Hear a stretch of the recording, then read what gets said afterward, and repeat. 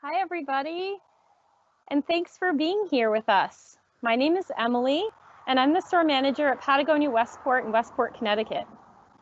Tonight's event, our East Coast Community Cleanup, is a really exciting event for us because we've been wanting to partner with all of you about ways we could get involved of taking care of our waterways for months now. When I first met one of our preventers, Richard Hyman, we were really excited to work together to organize some regular community cleanups along our shoreline in southwestern Connecticut. And originally, with the COVID-19 shutdown, we were disappointed to put our plans on hold. And now tonight, after a lot of creative brainstorming and collaboration with future Frogmen and Save the Sound, I'm really excited to present our first East Coast Community Cleanup gone virtual. Our store is located on the Saugatuck River, just up the river from the Long Island Sound. And we're really excited to talk to all of you and learn more about where you are, where your waterways that you love are, and talk about ways that we can all get involved in cleaning up our water and making it safer for all of us. So without any further ado, I'd like to pass it off to my friend and colleague, Richard Hyman, the founder and president of Future Frogmen. Hey, thanks, Emily. Good evening, everyone. My name is Richard Hyman, and as Emily said, I'm the founder and president.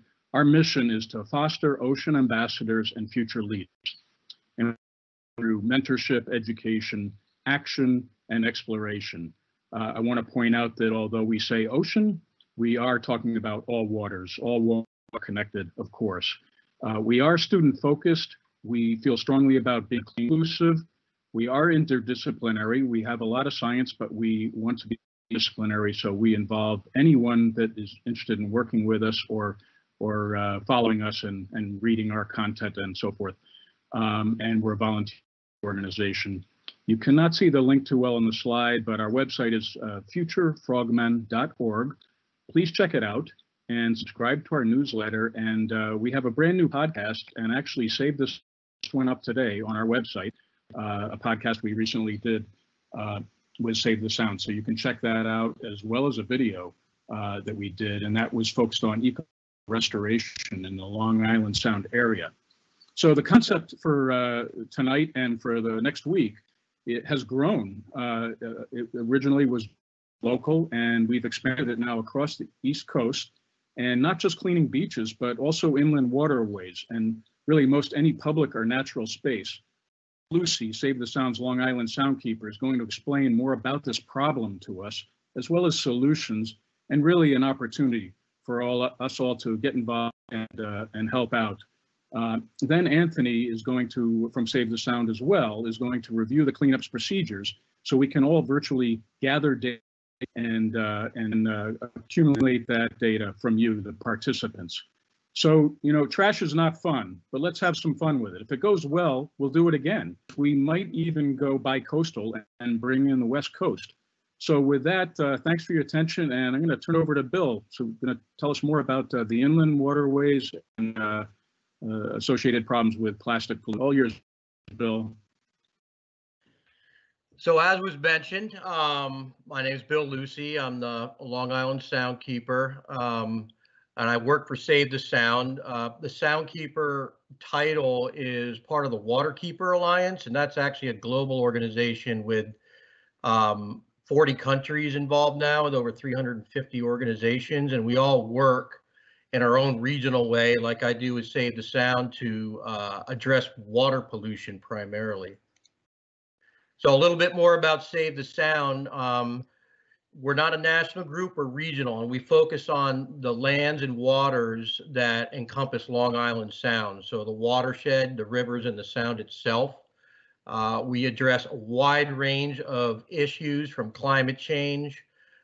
We do a lot of land protection. We protected over 18,000 acres during our 40-year history. We're currently working on Plum Island, and we actually just were part of preserving another 70 acres in Greenwich last week, helping the Greenwich Land Trust. But we do all of this to basically try and recreate a productive, healthy ecosystem for the whole Long Island Sound area. And this is how we do it. We have a number of strategies. We use legal actions. We enforce environmental law, such as the Clean Water Act, through citizen suits. If there's a pollution issue, we have testing capabilities. We do a lot of negotiating to get those cleaned up. We have a fantastic water monitoring program that's in 40 bays and harbors with 24 citizen groups. That's what these orange sections are.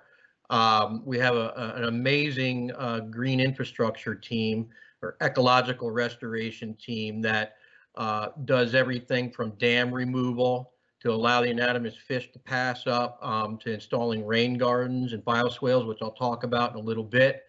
I mentioned climate action, and then of course they lead the beach cleanups, which is very relevant to what we're doing here at the virtual beach cleanup kickoff. So plastic generally is a regional issue. So if you throw something on the ground, it washes into the river, it typically ends up on a local beach. Now, our watershed actually extends all the way up to Quebec. So it's conceivable that someone driving a car flicking out a cigarette butt, it rains, that cigarette butt ends up in the river, could end up on your favorite beach in Long Island Sound, because it is, as Richard said, all connected by water. But even though it seems daunting, I just like to start the show with that we can solve this problem. Diversity of funding, of course, is important to do initiatives, but more importantly, we need to have good, strong policy and industry practices that focus on squeezing off the flow of all this trash and litter that ends up on our beaches and in our rivers. And one of the concepts that I'll touch on later on is this idea of a circular economy, where you design in regenerative action on the landscape instead of strictly extractive, and you design out the wastes. And anything produced through that goes around and around and gets reused or recycled, which leads me to the last one, the 4 R's. And basically what that is what we can do, what we should do as individuals, because really that's all society is a collection of individual actions. So the 4 R's are refuse. If you don't need this plastic item, don't buy it. If you do need some of it, try and buy less of it. That's the reduce.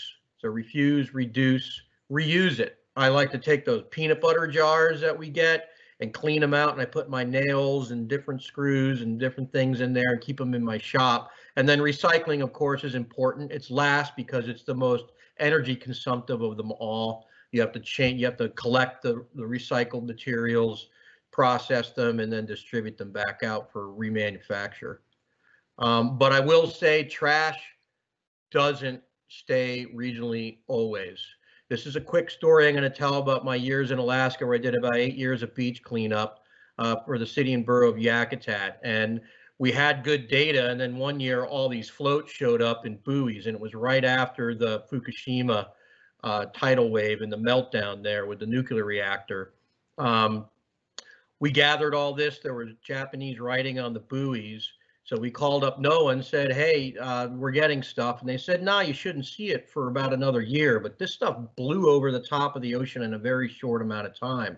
And how we knew for sure that it was from Japan is that we found this volleyball. And we had a Japanese television show, NHK, it's a station, it's comparable to our public broadcasting station, PBS. They translated it for me. I gave them the ball, and they brought it back to Japan and gave it to the owner, which was the name of a girl or a high school student on this ball from a tournament they had done in Fukushima. And this ball was actually on her grandfather's mantle when the wave came. And they never did find him. But when that ball came back to her from our beach cleanup, she felt it was a message from him coming back to her. It was a pretty powerful moment that they filmed. So I just want to state that, you know, plastic pollution is a global problem, but we really need to focus regionally through these cleanups and other methods. And the other thing that's hard to remember is that a lot of it's unseen. I'm going to talk about microplastics in a second, but this is my last Alaska slide. I was a marine mammal responder up there, a stranding responder for many years. And I was told about a sperm whale, flew up to do a necropsy, and I saw this plastic webbing on its lower jaw. It was a plastic trawl web, probably from a fishing boat. I can't say that's what killed the plastic, killed it, but the next day it washed back out to sea and no one ever saw it again. So there's a lot of interactions with our trash going on that we don't see. So it's best to prevent it in the first place. And the one that we don't see that's very common is microplastics. You've probably been hearing a lot about this. It's generated through various manufacturing, household waste, litter, the sewage treatment plants I'll talk about in a moment. But this is what it looks like. So I did a series of manta trawls a couple years ago in front of Bridgeport, and you see a little yellow piece here that's part of a plastic rope. Here's a microbead. These were very common in manufacturing for lotions and other things. And my predecessor, the original Long Island Soundkeeper, was instrumental as a state legislator getting a phase out of these, and it's been banned in many products. He did a lot of work also at the federal level. So, okay. So that's the small stuff. But how do we get that small stuff? Big stuff. So we need to stop the big stuff from coming in as well. This is a bioswale. This is something that was installed by Save the Sound. And if you can imagine rainwater coming down here with cigarette butts and empty bottles and cans and sweeping into this bioswale and getting captured. And then as crews come by to maintain the plants, they can pick up the trash. So that prevents that stuff from going down the storm drain into the creek and then out to our beaches. They also look pretty nice too when you have a cement dominated landscape. If it does get in the rivers, then another option is to intercept it in the river. This is a band-along litter trap. It's an Australian design. Another counterpart of mine, the Potomac River Keeper, has installed 2 of these around Washington, D.C. and maintains them. They're collecting a lot of bottles. Bronx River Alliance has a boom in the Bronx River that captures a lot. It's a different design. And we have some places in Connecticut that we may want to use this. This is Bruce Brook, which is between Bridgeport and Stratford, kind of the border, and it's just full of trash that blows in from playgrounds of volleyball and cups, and I've seen oil cans in there. So Representative Joe Gresco from the Bridgeport Stratford area is organizing a group of people to get it cleaned up, and it may be a good place to try out one of these for the first time in Connecticut. But what we do, and what is the focus of this talk is tonight, is this virtual cleanup. So in the past, we've done coastal and inland cleanups, river cleanups for a few years. We started collecting data the last 3 years, and we have 73 cleanups that were done in 2019. So we had over 2,500 volunteers. That's a lot of people. And you can see all the different stuff. We break it down into what we collected. And it's important to do this so you can track any policy changes. So once plastic bags are banned, in 5 years, what's this number going to be? The other thing that's important with this is that you get the kids involved. So this is important to get the stewardship and that mindset installed at a young age. I remember I grew up in the 70s, and there was all kinds of teachers teaching us about pollution. And I don't know if many of you remember some of those movies they used to show us about how the future could look if we didn't clean things up. So the beach cleanups give us a lot of information, and those trends are really important. So one good thing is most plastics are on the decline. But tiny plastics, those microplastics, or that'll break down to even smaller pieces, are on the rise. And cigarette butts are just incredibly numerous. We find those absolutely everywhere. So when you see people driving down the road and they flick a cigarette butt out the window, you end up having that rain take that cigarette butt down into a storm drain, say off the highway, into a tube, into a stream, and then out to the beaches. So we're starting to see some evidence that the plastic awareness is reducing this. I just want to call out specifically polystyrene bans, because next year I can guarantee you there's going to be legislature introduced through the Environment Committee in Connecticut to ban polystyrene. And why we need to ban polystyrene, aside from its greenhouse gas in the processing, and it's a hydrocarbon product, is that there's growing evidence that it condenses toxins. And so when these toxins are condensed and then it breaks into little pieces, it can then enter the food chain. It can get picked up by phytoplankton and zooplankton on up to fish, and eventually up to us when we catch and eat that fish. So we have had good success with bag bans before the COVID-19 virus hit us, both in Connecticut, New York, and Vermont, which all have waters that drain into Long Island Sound. Hopefully we get back to that. I know there's been a little bit of setback for safety issues. People are using plastic bags again. There are some developments in compostable plastic bags. We haven't seen evidence yet that they're working unless you have an industrial composting facility. So if it gets thrown out into the environment, does it really break down? So we're working on that. And that brings us back to this concept of the circular economy. So is that plastic bag really useful in a circular economy? Or you can go back to the old Coca-Cola model, which is still used in Central America, where there's a bottling plant. They put the soda in a bottle. They have distribution like the spokes of a wheel. They go out to the stores, people drink it, the stores send the bottles back to the plant, they clean them, they roll them. You can see those roll markers on bottles down in Central America, fill them back up and ship them back out. That would be one example of the circular economy. Another one is you could powder that glass and use it in cement mixing. And I just saw a study last week that said 6 tons of powdered glass used in the production of the regular Portland cement will reduce the greenhouse gas emissions of that process by 1 ton. So finally, we've got to support our leaders that have strong ocean policy. This is Senator Murphy, and he's got a bill called Healthy Oceans 2.0. Among many other things that it does, it drastically increases the research and funding available for marine debris to look at problems and how to solve those.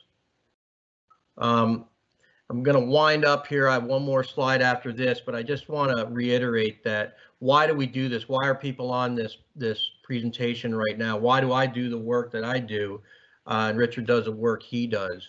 It's because we share the planet not just with each other, but we also share it with all other life forms. Now, this is a Laysan albatross chick that was fed a Bic lighter and some styrofoam, some other things, and it died. Now, this is a live one. When I worked on Kauai, a friend of mine was in charge of protecting the Laysan colonies, and they're incredibly trusting of humans. They don't have there's no impact when you show up there. It's an amazing thing. It's almost primordial. And this is my son. And at one point, all the adults, about 11 of them, got up and formed a circle around him and my wife and started clacking their beaks and dancing and waving their necks. And they gave us a show for about 5-10 minutes, and they walked back to their chicks. It was quite a powerful moment. So just to recap what we can do, the 4 R's: refuse, reduce, reuse, recycle. Innovate in the circular economy, either whether we're manufacturers or we're patrons or consumers. Try and choose products that are not designed to be obsolete and end up in the trash pile. And what this is all about is join our beach and river cleanups. That's direct action. There'll be a lot of like-minded people helping out. We do have some undersea cleanups, obviously. Support any single-use bans. Show up at your council meetings. Write commentary. Show up to testify at the state legislature. If you are interested in finding out more about green infrastructure, rain gardens, bioswales, Save the Sound website's a great resource for that. If you have a river you think is a good candidate to test out an interceptor, let us know. Keep an eye on stormwater management issues, which delivers all that trash, and put filters on your washing machines. That's a big one for microplastics, is putting filters on the washing machine. That will really reduce your waste and support the leaders, our political leaders, our local leaders who are trying to find solutions to these problems. And with that, any questions? Or am I handing this over to you, Anthony? Yeah, thanks, Bill. I'll take it here, and I think what we'd like to do today is just at the end, once I've done my bit, we'll do some Q&A, and I think maybe it makes the most sense to focus our questions today on sort of the technical aspects of how the cleanup's going to work, just to make sure that everybody's comfortable with it. But if you do have questions for Bill about anything that was just presented, feel free to pop those in the Q&A as well.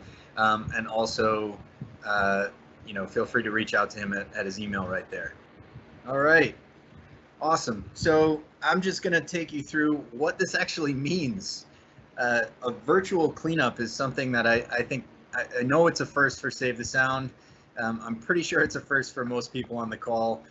So we're going to work through this together, and really there's a lot of points of similarity between our in-person cleanups. The main difference being that the initial gathering, when we all come together and discuss how it's going to work, that's happening right now. And then over the coming week, from June 25th to July 2nd, you'll be able to follow the instructions and the steps that I'm going to take you through right now to participate and be part of this effort. So first step, gather your group, your squad, right? So ideally, these are folks that you're quarantining with or you have contact with already. We're not encouraging large groups to get together. If you have small groups that you're comfortable doing this with, great. You're also more than welcome to go out on your own. Just make sure that you're safe. And if you have cleanup buddies, so maybe you're a cleanup captain that's worked with Save the Sound before, or you just have a group on your own that you're ready to go out and clean up with. Even if that's a large group and you've cleaned up before and you haven't seen each other during this time, get in touch with one another. We encourage you to do that and sort of talk about what your plans are to go out and clean up. Just sort of keep that kind of connection and community alive around this work. Then pick your spot. So this should be in your community, and this is probably the most exciting and different part of a virtual cleanup is there's not pre-established locations, right? So you know your communities well, and as Bill was just discussing, trash travels, right? So whether you're an inland community that, maybe you don't see water really ever in your town, it's there. And or it's nearby, and it has a way of traveling and making its way on wind and wave down to our beaches and down out into the Sound, or as it be Chesapeake Bay or wherever I know we have someone on the line who's in Morocco right now, so wherever you are, you can participate in this. And we would encourage you to look to care for those spaces which are providing so many of us with a needed respite right now. So our parks, our beaches, our green spaces, they're getting a lot of use right now. And we're getting messages that Save the Sound from folks who are just sort of aghast at the amount of trash and litter that's being left in these spaces just because there's so many people. So we encourage you to look for those spaces, or if you know of trash repositories where trash just sort of gathers and accumulates in your town or city, check those out too. But really, at the end of the day, anywhere there's trash, it's a risk. So we encourage you to find your spot and go get it. And then record what you did, what you find. So Emily, maybe at this point, if you want to share the Google form link into the Q&A pane. What we've done normally in our cleanups, we have a paper sheet, much like the one you see right here in this picture, that's provided by the Ocean Conservancy. And it has a whole bunch of different categories of trash. So as you're picking things up, one person's picking up maybe, and one person's recording what you're finding into those categories. What we've done for this is we've taken that whole form and we've translated it into a Google form so that you can do it easily from your phone, or once you get home, you can do it digitally and the results will come directly to us. All of that data does eventually go to the Ocean Conservancy. We share all of our cleanup data with them because they keep such great global statistics, and we love to know sort of the larger picture and feed into that. And Bill mentioned this, but I just want to reiterate it. This is the piece of it that ties it all together and loops it back to the beginning, right? So we hear a lot the analogy of, if your bathroom's flooding, you don't pick up a bucket and start trying to throw the water into the hallway, right? You go to the tub and you turn off the tap. Well, in this case, especially in this moment when during COVID, we're seeing so much PPE and so much single-use plastic showing up in our oceans. The studies are just starting to come out on that right now, and it's pretty alarming. So it's so needed to go and try and intercept that, but also we still need to be working on turning off the tap, as it were. And the data that you collect and feed to us helps us in our advocacy work. It helps to inform the things that we advocate for, the policy that we work on. And the same is true for all of your municipalities, all of your towns, wherever you are. They need this information. So please do record what you find on that Google form and send that our way. And finally, share your photos. We're really encouraging, this is the fun part, we're encouraging you to take photos of your finds, take photos of yourself with your trash and the things that you've pulled out. On the picture on the right there, we do have some underwater cleanups that happen where we're not really focused on that this time around, but that was a bicycle that was pulled out, I believe, in New London last year. So take some photos, no matter whether your haul is very large or somewhat moderate. We want to see you, and the way to make sure that we see you is to post those photos to either Facebook and or Instagram.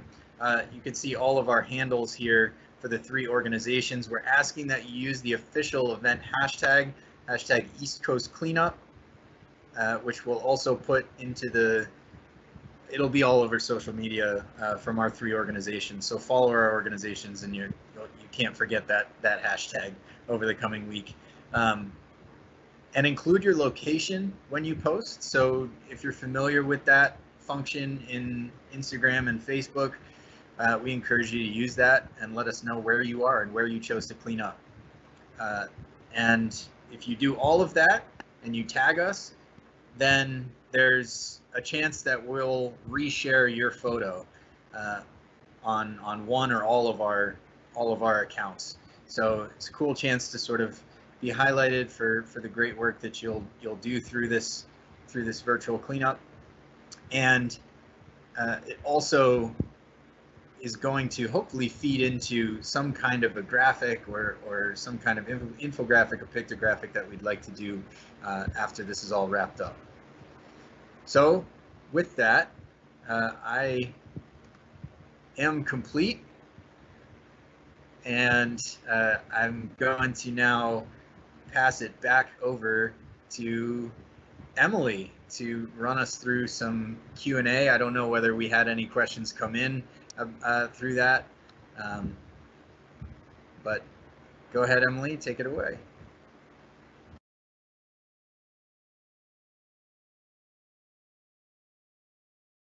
Thanks, everyone. That was so informative, and it's really cool to hear all the data about our beloved coast, and also to see all of you attending from different locations, from New York City, up the Connecticut shoreline, to Morocco, and others in between. And I know there's some other people who didn't share, so maybe we have representation up further north of us and south of us. So thanks again for being here. Still waiting for some questions to come in. There is one question from a friend in Cromwell, Connecticut on the Connecticut River. If you could send the link or document showing the list of items so that we can orient ourselves and the team. So our friend in Cromwell, you see the Google document, it requires data before making the list available. Do you mean the, I'm going to publish your comment here. Do you mean the list of items that Bill was referring to of our popular found items out in the water? Yeah, I think, Emily, what I believe what's being said there, or asked there, is that we, what we can do is take that list or send a data form. If you registered for this event, we have an email for you. So what we can do is send around the Ocean Conservancy's form as a PDF. We can send that around to folks. That includes all of the categories, the same categories that you'll find in the Google form once you complete that. We do ask that you still complete that, but that's definitely something we can do. Great, thanks Ben from Cromwell. Amelia says she lives near a spot that is an unofficial access point. It's really dirty and there's a ton of litter, but I'm not sure how to go about cleaning it up since it's technically private property.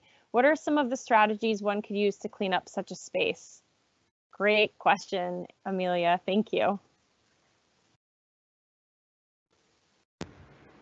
Bill, I don't know if you want to take that or you want me to take that. I don't know. You can take how we do our beach cleanups, but yeah. Typically we don't encourage trespassing. Below mean high tide, however, is state water. So if you approach by kayak or boat and don't trespass, you can clean up. And that's very typical of our rivers as well. There are some rivers, I know the Naugatuck has some deeded land on it. You don't want to trespass, but most of our waterways are public. Right. Yeah, that's probably the thing I would say too. We do get that question every now and then, and if it is below the mean high tide line and you can get to it by boat, that is public property. If it's not and it's on private property, short of reaching out to whoever owns it and asking whether you can get onto the property to clean it up, there's not much that we can do in that instance. So it's not a completely satisfactory answer, but if you know of that spot, it's worth most towns and cities have property maps and that kind of stuff. You should be able to figure out who owns it and ask them, at least if it's possible for you to go do that for them. And let us know where it is. Maybe we can assist. I have a boat and I do get involved with cleanups from time to time. So give us a location. That's great. Thank you guys. And that also does speak to us, that reminder of let's all turn off the faucet and stop that trash from getting to that spot, because likely that's not where it all came from. It's just where it's landing. So next question comes from Aaron. Do we know of any initiatives reaching out to the tobacco industry to help address the butt pollution problem? Tobacco may be bad, but should they not still be at the table? I'll take the first part of that, Anthony. So in the microfiber working group that the state put together, we had researchers looking at the effects of microfibers. We also had advocates like myself. It was convened by the state by statute, but we also had, I believe REI was there, the North American Apparel Trade Group was there. So the industry folks that had the product that was generating the trash were also at the table as part of the solution. So you make a good point. The tobacco industry should be at the table. As far as have we reached out, I don't know. That would be a question for Anthony, maybe. I can't say that we have as an organization. That is something though that I think is I think it's definitely worth doing, especially, you know, one of the things that I was not aware of until recently is that in addition to being toxic and having all of those many toxic chemicals in them, the butts of some 90+% of cigarettes are actually plastic. So you know, it's toxic, but it's also plastic. So they're one of the most insidious forms of trash that we have and that we find so many of. So it's definitely something that that we need to you know, start advocating for and more strongly. And I think the relationships and the conversations that Bill's had in the past are a great starting point, but definitely a great suggestion on reaching out to them. Thank you. Yeah, big problem and for a long time. Joe asks, does Bill ever do manta trawls in the Long Island Sound? Yeah, I actually had a slide and a longer version of that. I didn't do them this last year because I had a manta trawl that was a loaner from the EPA Region 2, and they're trying to spread it around to different groups to test it out. But I did 3 areas that I trawled from Lordship across Bridgeport, and every single manta trawl that I did, we pulled microplastic out of. That little slide I had with the microplastics, that was from one trawl. And for those of you who don't know what it is, you basically put this aluminum thing with a plankton net, and you have to drag it behind the boat, and it has a known opening, and you drag it for a certain period of time so you can quantify what the pollution level is in that area. Now, Avery Point, Yukon, has been doing microplastic research for over a decade now, and I believe they average about 5,000 pieces of microplastic per meter squared in the eastern part of the Sound. So it is literally absolutely everywhere.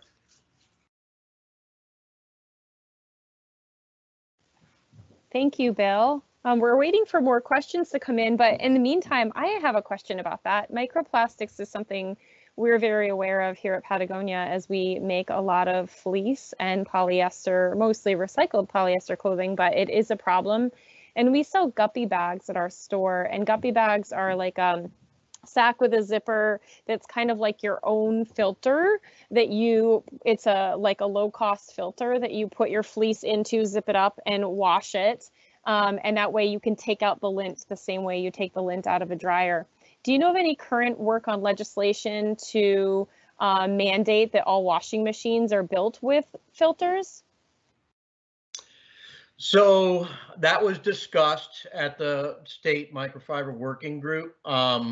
The first choice was just to use education and not to do labeling or mandating any kind of technological change. In Japan, my understanding is they never went away from that. We used to have systems like that, and we never went away from it. Or we went away. They never did. I think we're going to get there. The guppy bags work, the core balls work, the inline filters are the best, but they're obviously a lot more expensive to install. So a guppy bag's a great thing just to throw in there, you know, if you want to do something right now. But I know that Senator Ted Kennedy was the one that introduced the language, and if nothing happened in a few years, he was going to consider pushing for maybe some legislation. I think it would be better if the manufacturers would agree just to sell the filters with their product voluntarily and just add it to the cost. And then, I mean, really, because most of our microplastic that we generate, probably the laundry, and those inline filters remove 87% of it. So if those filters showed up with your appliance and all the plumbers knew to put them in, boy, we'd eliminate a huge portion of the problem.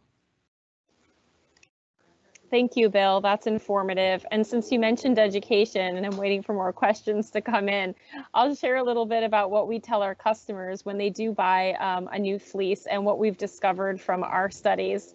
One of the tips is, if you're going to buy fleece, that you buy the highest quality fleece you can. There have been studies done that do show the lower the quality, the higher the shed.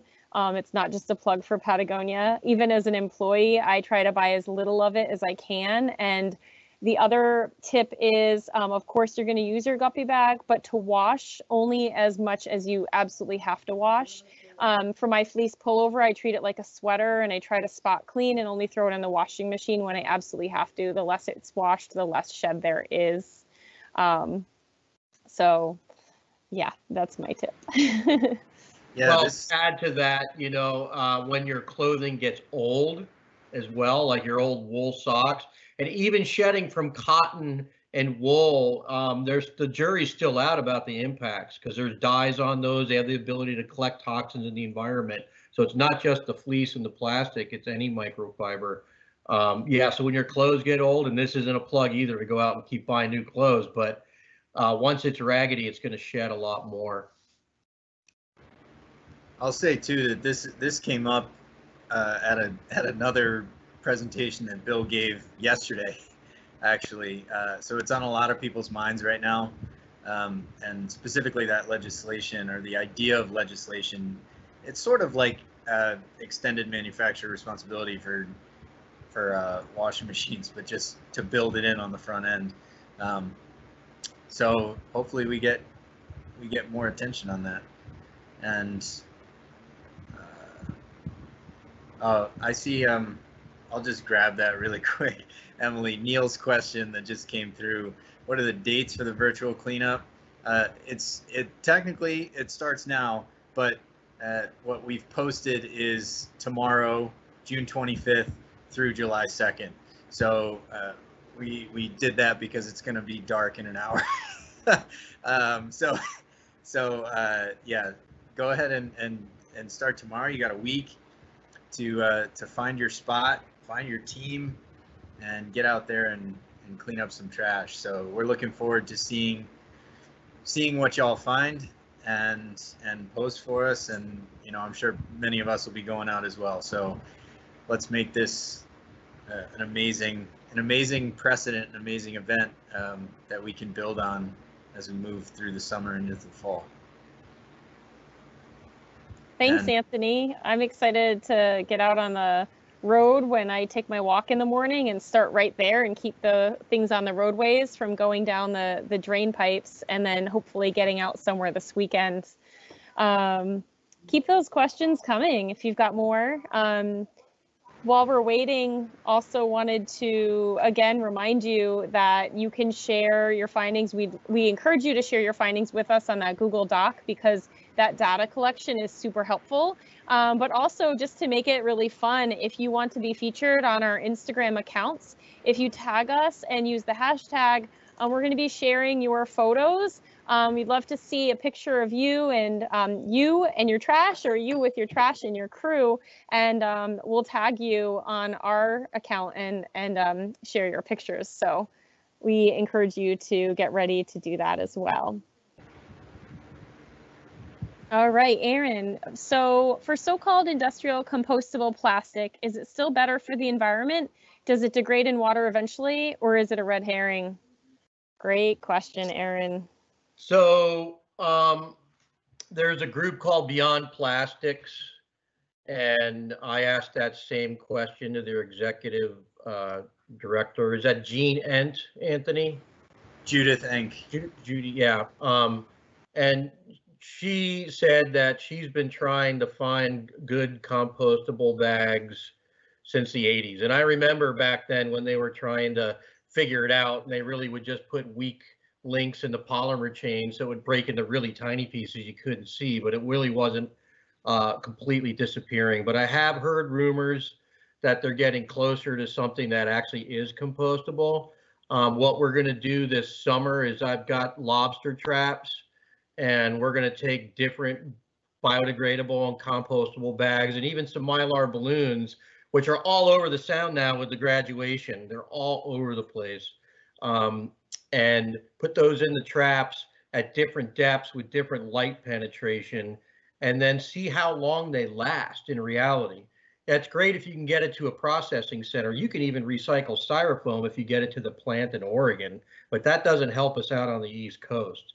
And so with an absence of that capability here, and the fact that a lot of it turns into litter anyway and won't find its way into the waste stream, I wouldn't say it's a red herring, but we're not there yet. So I think the gist of your question was correct.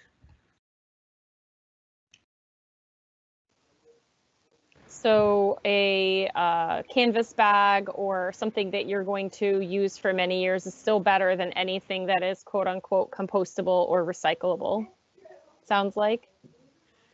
That's the consensus right now. Yeah, I hope that changes. I really do, because imagine a world when you get a candy bar and you rip the wrapper off and you can throw it on the ground, and that fall it gets sucked in up with the leaves and rots away. I mean, that's where we were 120 years ago. You know, everyone had, you know, clay jugs and wooden baskets and boxes and woven baskets. Even the lobster pots, you know, we have a lot of abandoned lobster pots on Long Island Sound that are plastic coated galvanized mesh.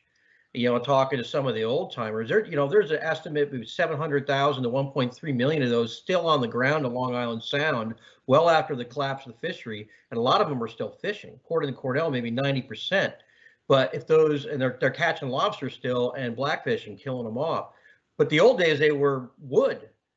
So if you lost your pot, you know, within a few years, that thing it basically fell apart and it wasn't an issue. So I like the idea of composting packaging or single-use items, but yeah, unless it's made of wood or metal that will rust away, I don't think it's there yet.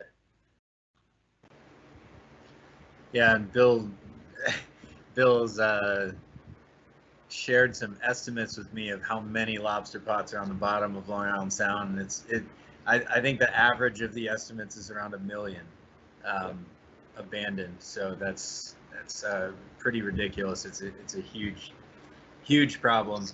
I think, Emily, maybe if seeing no pressing questions about how this is going to run, how it's going to work. I'm really confused. I'm not seeing any of that come through, which is great. It means folks are clear. And if you do think of questions later, you have our contact info. Feel free to reach out to us. I don't know, Richard or Bill or Emily, if anyone has any final points y'all want to make before we close up. I'll just chime in and say great job, Bill and Anthony and Emily. I hope the audience enjoyed it. Looking forward to the next week. I think it's going to be awesome, and we look forward to everybody tagging and sharing data. I know at Future Frogmen we will reiterate the instructions on the homepage, and I expect at least perhaps Save the Sound can do something like that where people can at least search for it on the website. But in other words, tell your friends, spread the word. You know, let's get hundreds of people out doing this, if not thousands, all the way up and down the East Coast. That's what we're trying to do here. Let's have some fun with it, and let's get some great data and make an impact. So thanks for joining us. Super well said, Richard. Thank you for that. And I couldn't agree more. Tell your friends, and yes, Save the Sound will also be sharing out the instructions on social media. So keep an eye on that, and you can follow us so that we can share your photos as they come in as well. Yeah, and I just like to say, you know, I think it's fantastic. I think we're all adapting to this new reality, and this is a way to get out there and keep the beach cleanups going. I think it's really innovative. So I'm really excited to see how it goes. Hope everybody joins up.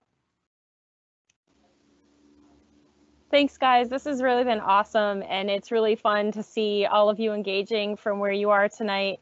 And I just want to kind of close the loop of where this all started to circle us back to the beginning of the first day that Richard and I met. He walked into our store in Westport and introduced himself, and he had his book about his introduction to the ocean with Jacques Cousteau on his in his boat, the Calypso.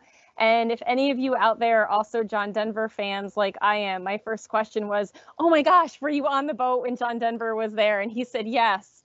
And I got real, like, we were friends from then on. And you know, for me, growing up as a big John Denver fan, what always stuck with me was that he was a really outspoken conservationist, and that really stuck with me from a very young age. And I think the point is, when we get out there in nature and we have an adventure in an ocean we love, or along the riverbank in our backyard, or just the streams through the woods behind our house or down the street from our apartment building, that connection and that love of a space is really where we start to care about our places and want to protect them. So I hope that you are inspired tonight and have some new ways that you can take action to care for the places that you love. And we hope to continue this conversation and relationship with all of you. So keep in touch, tag us on Instagram, share your information on the spreadsheet, email any one of us if you have further questions or want to continue this action down the road. Again, I thank you, all of you guys, Richard, Bill, and Anthony. Love working with you and hope to see you all again soon. Likewise, Emily. Thanks, everyone. Good night. Good night, all. Thank you all. Good night. Thanks, Emily.